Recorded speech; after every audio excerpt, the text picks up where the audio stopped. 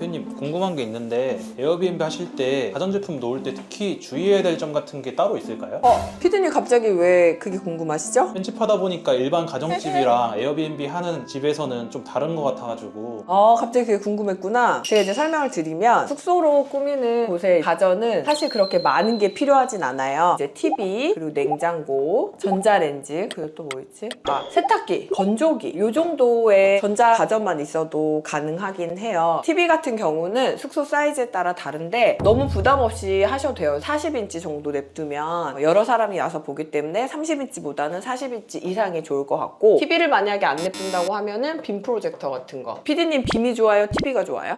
빔을 넣으면 좀 새로울 것 같아요. 맞아요. 그래서 이런 경우에는 TV 대신에 빔 프로젝터를 냅둘 수가 있어요. 그 다음에 이제 냉장고 같은 경우는 얼마나 큰 사이즈를 냅둬야 되는지 고민하시는데, 실제로 숙소를 이용할 때 여행을 오신 분들이기 때문에 뭔가를 많이 사가지고 넣는다기보다는 물이나 간단한 음식 같은 것만 보관을 하시거든요. 그래서 사이즈가 그렇게 크지 않은 냉장고도 가능합니다. 그리고 전자레인지는 사실 있으면 좋고, 전자레인지 용량도 사실 그렇게 중요하진 않고 가장 저렴한 걸로 냅두시면 되고, 세탁기랑 건조기가 문제인데 요거는 사실 여행하시는 분들은 쓰시는 분들도 있고 안 쓰시는 분들도 있어요. 여러분들 생각해보시면 여행 가셔서 막 빨래 하시고 건조하신 적 있어요? 피디님 있어요? 저도 비 오는 날 젖고 그러면은 이제 코인 세탁방 가서 돌리거나 그런 경험이 있죠. 근데 그게 자주 있진 않잖아요. 그렇다 보니까 용량은 크지 않은 것도 상관이 없어요. 문제는 우리가 숙소를 운영할 때 숙소에서 세탁물을 세탁한다 라고 하면은 뭐 세탁기랑 건조기 용량이 한 17kg 정도 되는 걸로 구비하시는 게 좋고, 밖에서 아니면 다른 곳에서 세탁을 한다 라고 하면은 여행객들이 그렇게 세탁을 하는 일은 많지 않기 때문에 작은 사이즈 9kg 짜리도 괜찮습니다. 이제 숙소 세팅할 때 가전이 어디까지 필요한지 잘 모르시니까 다양하게 이것저것 많이 넣고 싶다 라고 생각하시는데 이 정도만 준비하셔도 문제가 없다 라고 말씀드립니다. 대표님 그러면 가전 말고 가구 중에서도 특별히 있어야 될 게 있을까요? 가장 꼭 필요한 가구는 침대와 식탁 의자라고 보시면 되세요. 침대 같은 경우는 요즘은 여행객들이 퀸 사이즈로 이용하는 것보다는 대배열 침대를 좀 좋아하기 때문에 싱글 사이즈로 여러 개 있는 걸 좀 좋아하세요. 그래서 방마다 퀸 사이즈 하나 냅두는 것보다는 싱글 사이즈나 슈퍼 싱글 사이즈의 침대로 구비하시는 것도 이제 꿀팁이에요. 그러면 만약에 6인 숙소다라고 하면 6명의 침대가 다 필요한가? 이것도 물어보시거든요. 침대가 혹시 다 들어가게 되면 6인 세팅을 다 하시면 되는데, 만약에 좀 부족하다라는 생각이 들면은 침대로는 한 4인, 그리고 추가로 소파나 이불을 제공하는 걸로 한 2인 정도를 커버할 수 있게 준비하시면 되세요. 그래서 6인 숙소라고 해서 꼭 침대가 6개 다 있어야 되는 건 아니에요. 그리고 식탁이랑 의자는 외국인들은 좌식 생활이 좀 불편해요. 우리는 공간이 안 되는 경우에는 좌식으로도 냅두고 아니면 그냥 상 같은 걸 펴놓고도 이용할 수 있잖아요. 외국인 게스트들은 식탁과 의자가 꼭 필요합니다. 식탁과 의자는 만약에 6인이라면 인원수에 맞게 항상 준비를 해주시는 것도 중요해요. 대표님 그러면 외국인 분들은 식탁이 있어야 된다고 하시는데 저희 문화를 이용하고 싶어서 오신 분들을 상대할 때는 어떻게 해야 돼요? 우리나라는 좌식 생활이 좀 익숙하잖아요. 방석이라든지 좌식 생활로 세팅을 할 수도 있겠지만, 근데 외국 사람들이 좀 편리하게 이용할 수 있는 건 식탁과 의자긴 해요. 그래서 저도 좌식으로 세팅을 했다가 여기 의자는 없나요? 테이블은 없나요? 이런 질문이 많아서 나중에 교체한 적이 있어요. 그래서 요거는 한국의 문화와 정서도 느낄 수 있는 게 중요하긴 하지만 사실상 이용하시는 분들이 편안한 것도 중요하기 때문에 좌식보다는 입식으로 냅두는 거를 추천드립니다. 대표님 그러면 저 2개만 있으면 에어비앤비 할 수 있는 거예요? 물론 이렇게 메인 가구 2개가 필요하고 그 외에 뭐 선반이라든지 소파라든지 공간이 허용된다면 다양한 가구들을 이용할 수 있죠. 근데 만약에 꼭 필요한 게 뭐냐라고 물어본다면 침대와 테이블 이 정도가 되고, 공간이 여유가 된다면 다양한 소품 같은 가구들을 이용하셔서 꾸미실 수가 있습니다.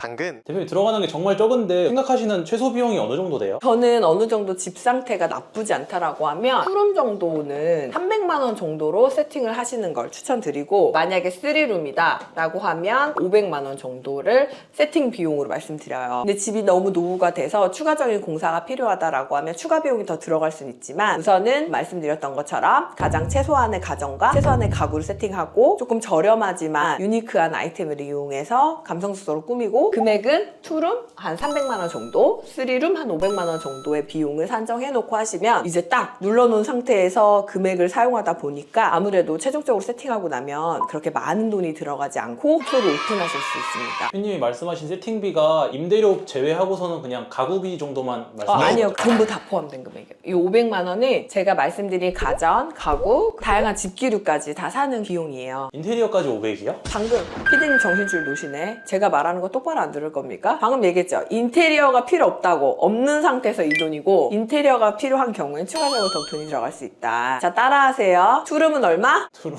200이요. 300. 혼날래? 네. 자, 투룸은 얼마? 300. 쓰리룸은 얼마? 500. 그쵸, 잘했습니다. 그래서 이 비용 안에서 가급적이면 저렴한 금액으로 세팅하는 게 저희 오픈하는 노하우죠. 대표님, 제가 또 궁금한 게 네. 청소를 직접 하시나요? 아니면 업체를 운영해서 하시나요? 그게 왜 궁금했어요? 제가 일반적인 숙박 업체를 갔을 때 청소가 어떻게 진행되는지도 궁금하고, 그러면 그 비용은 얼마 정도 되는지 궁금해가지고. 청소가 궁금해요? 네. 외도민 같은 경우는 1개나 2개 정도 숙소를 운영하잖아요. 그렇다 보니까 지역마다 금액이 다를 수가 있지만 투룸 같은 경우는 한 2만 원에서 한 2만 5천 원 숙소당, 쓰리룸 같은 경우는 2만 5천 원에서 3만 원, 그래서 그 정도로 세팅하실 수 있고, 이렇게 청소하시는 실장님은 당근에 있는 당근 알바 구하는 세팅이 있거든요. 이 숙소 인근에 계시는 분들에게 부인을 올려서 청소하시는 실장님들을 찾을 수 있습니다. 이 지역의 정확한 청소 금액을 모르겠다라고 하면 본인이 생각하는 최저 청소 금액을 설정하셔서 알바를 구해보시고요. 혹시 만약에 반응이 없거나 지원하는 사람이 없다 이러면 그때부터 조금씩 금액을 올려서 이 지역에 맞는 금액을 찾아서 청소하시는 분을 구하시면 돼요. 대표님, 그럼 저기 적어주신 금액이 청소 한 번 하셨을 때 금액인가요? 그쵸. 이렇게 외도민 같은 경우는 월급이나 아니면 시간보다는 숙소 한 개당 금액으로 책정해서 드리는 게 고용하는 사람도 일하는 사람도 되게 편리하거든요. 이런 방법으로 진행합니다. 또 이제 마지막 질문이죠? 대표님이 에어비앤비 운영하셨을 때 손님들이 주로 문의하셨던 사항이 있을까요? 제가 주로 많이 받았던 질문 같은 경우는 대부분 외국인 게스트분들이 공항에서 버스를 타고 오거나 지하철을 타고 와요. 그래서 인근에 있는 지하철역이 뭔지 물어보는 경우가 많습니다. 그래서 일단 지하철, 가까운 지하철을 물어보고요. 두 번째는 관광 명소 많이 물어보시고요. 세 번째는 몇 층인지, 그리고 엘리베이터가 있는지. 근데 그건 다 숙소에 나와 있지 않아요? 있어도 물어봐요. 왜 그러냐면 처음에 우리나라 사람들만의 특징인지 아는데 외국 사람들도 다 물어봐요. 계속 물어봐요. 써놔도 물어봐요. 진짜 사진을 찍어놔도 물어봐요. 근데 이런 건 뭐 어려운 게 아니까 답해줄 수 있겠죠? 외국인 게스트는 지하철을 많이 이용하기 때문에 지하철에서 얼마큼 거리가 뭔지 항상 물어보시거든요. 숙소 설명에다가 잘 써놓는다고 하더라도 실제로 정말 정확하게 어느 정도 거리인지를 다시 물어보는 경우가 많고요. 우리나라에 놀러 올 때 어떤 곳에서 뭘 봐야지 다 계획을 짜고 오다 보니까 갈 곳을 정해서 오기도 하지만 이 숙소에서 가까운 곳은 어디인지 다시 한번 또 물어보기도 합니다. 캐리어가 무겁잖아요. 그래서 몇 층인지 엘리베이터가 있는지도 다시 한번 물어보긴 합니다. 그래서 여러분들이 이런 거 이제 물어보면 아 궁금하구나 하고 잘 대답해 주시면 운영하는데 특별히 문제는 없으실 것 같아요. 당근. PD님, 제가 몇 가지 궁금하신 거 답해 드렸는데 어떻게 좀 해소가 되셨나요? 네, 다음에도 다시 여쭤봐도 될까요? 아, 그럼요. 네, 편집하다 궁금한 거 있으면 꼭 물어보세요. 여러분들도 혹시 궁금하신 거 있으면 좋아요랑 댓글 남겨주시면 그걸로 후속 영상을 또 제작해서 올리도록 하겠습니다. 감사합니다.